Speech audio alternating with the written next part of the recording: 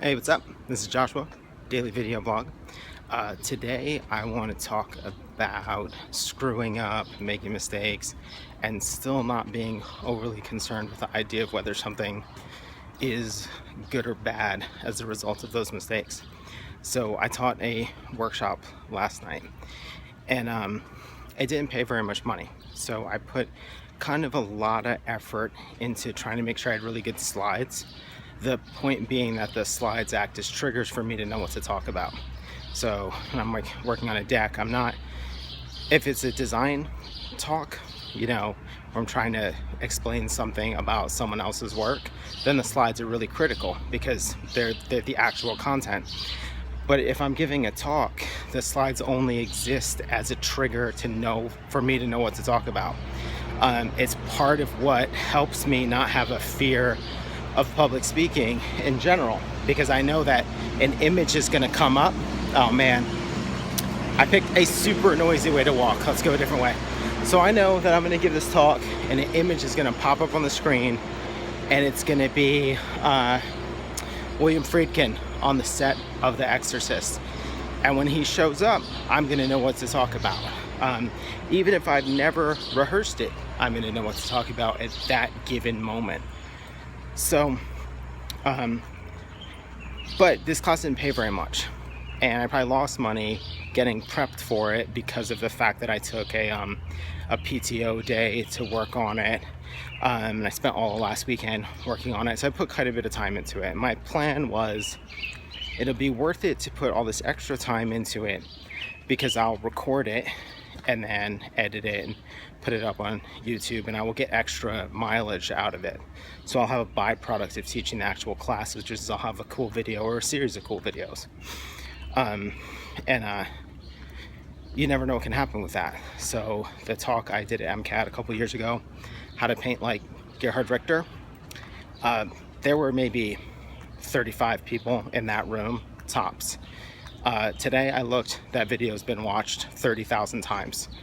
So it's worth it to put some extra effort into something so that you get that byproduct that you can then share or do something else with. Or even just that you can do the best job possible. But I try to extract as much mileage out of these things as possible. Now, what happened was that prior to heading over to school, I still had some holes in the slides. And I thought, okay, I'm gonna get there, I'll get all set up, I'll print out a form so that I can do some email capture and find out a little bit more about the participants in the class. But I'll be able to get their email so that I can give them a Dropbox link with the video and the slides afterwards, so to give them some sort of extra value out of it, and give them an opportunity to sign up for my mailing list. So again, trying to extract some value out of a thing that is important, but it's not like it's going to bring me a decent amount of money. So that's the plan. And then I'll get that done, and then I'll fill in the holes in these slides, and then when we take a little break halfway through, I'll wrap up the last couple slides and everything will be fine. So none of that goes according to plan. I'm in an entirely new room. It occurs to me I cannot figure out the AV situation, and I literally don't see the AV controls on the wall. It's a black box on a black wall. I completely miss it until about 6:35, so the classes are already started, when someone points it out to me. At this point, I've been running around for a half hour, frustrated, trying to figure a situation out. So not filling in the holes in those slides at that point.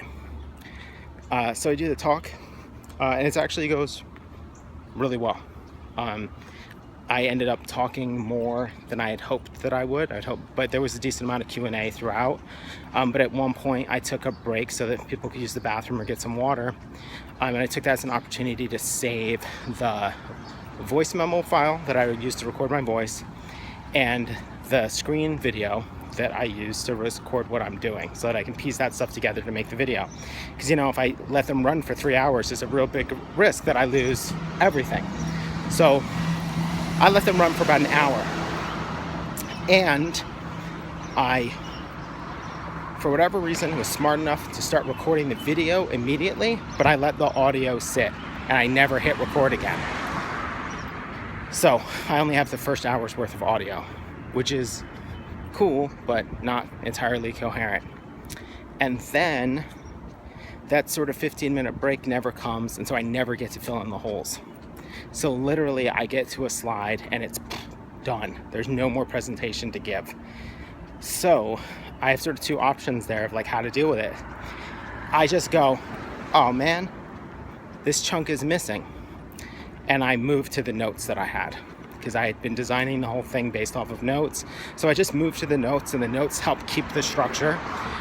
They're a little bit older, so I hadn't designed slides around them, so I wasn't fully refreshed, but in general, I knew the material. So I just kept going with it, and then offered up the chance to do as much Q&A and discussion as was humanly possible. Now, why am I sharing all of this? So many things went wrong that could have screwed up this class. Me not getting to fully finish my slides, I could have freaked out about that and let it ruin the whole thing. That could have done it. The running around for a half hour trying to figure out the AV could have threw me off. At the point of knowing that I'm at some point going to run out of slides, that could have thrown me off. And then later, when I wrap it all up and realize that my phone has not been recording the audio, that could have been a massive disappointment, because I put a lot of time and effort into this thing and it was really good. All of those things are disappointments, to be sure. None of them I give a shit about. And there's probably two reasons for that. One is because I was prepared. Whether the slides were a disaster or not, I knew what I was talking about, and frankly, I could have run the class without them at all. The slides just make it feel like that much more of an experience. Two, maybe it's the preparedness, maybe it's whatever, but the entire time I was committed to what I was doing. I never let it stop being that I was sort of present. There was a point at which there were no slides, and I was about to have everyone sit right near me, and I was going to turn the laptop screen around and say, okay, here's the slides, and still do the talk. So if you view something like teaching as a performance, and a performance in a good way, meaning that there are expectations of you and you have to bring something to the table, then you're going to run into problems. And then when you run into problems, the question is like, how do you handle them as a performer? Do you get shook, or do you just kind of let it roll off your back and adjust and continue to handle the situation? So it would have been super easy to feel bad. It would have been easy to feel bad about the stupid AV. It would have been easy to feel bad about the slides not being done. It would have been easy to feel bad about having to switch gears, but instead you just commit to the moment and stay engaged with what you're doing, because what you're doing is still transmitting information and trying to make that information real for people. And then in regards to losing the audio, if I had only done this entire endeavor in order to extract something at the end, losing the audio would have been a disaster, because I would have I prepped for it. I'm making these nice slides, but at the end of the day, everything I'm doing is ultimately about the room, extracting that documentation. It's just a bonus. Who knows, I might never have gotten around to editing and releasing it anyway. There are tons of talks that I've given that are sitting on a hard drive that I think are great, and at some point I will edit them into something. And so I don't particularly worry about whether things are good or bad, because in the moment I try to maintain as big a connection or engagement with the process as possible. And as far as I'm concerned, that means that at any given moment, if I'm working and I do that, whether it's good or bad is maybe for other people to decide, but I know that I'm doing the absolute best that I can at that moment, and I'm not letting bullshit shake me or get me shook up about the situation. And I think you can apply that to any sort of creative work. Yeah, things aren't going to turn out the way that you want them to. Photo shoots are going to go bad, timelines are going to be cut short, printers are going to screw up. So you just do the absolute best that you can do in that moment. And at the very least, you can walk away and still feel good about the situation. And as far as that thing is concerned, well, here's what I know. Prep earlier and more next time. Get the slides finished a week in advance and set up a proper AV situation before I ever get into it. Don't just wing it on the side with stuff that I have to remember to hit record on. So that is kind of a long one, but that's like the point. All right, cool. Thanks for watching.